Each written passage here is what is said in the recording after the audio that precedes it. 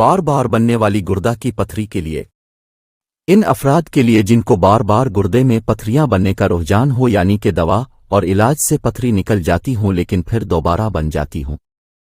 یہ ایک تجربہ شدہ نسخہ ہے جس کے استعمال کے بعد دوبارہ پتھری نہیں بنتی ہے۔ نسخہ حاضر خدمت ہے۔ حول شافی کسی بھی حکیم اپنساری سے بآسانی مل سکتی ہیں، لیکن لے صرف ہمدرد اقرشی والوں کی۔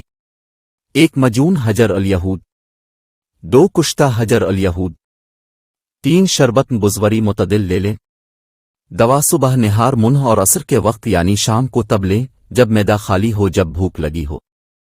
طریقہ استعمال: ½ ٹی سپون مجون لیں اور اس میں تھوڑا سا چٹکی بھر پاؤڈر کشتہ مکس کر کے دونوں کو کھا لیں، اور پھر 1 گلاس پانی میں 2 چمچ شربت بزوری کے مکس کر کے پی لیں۔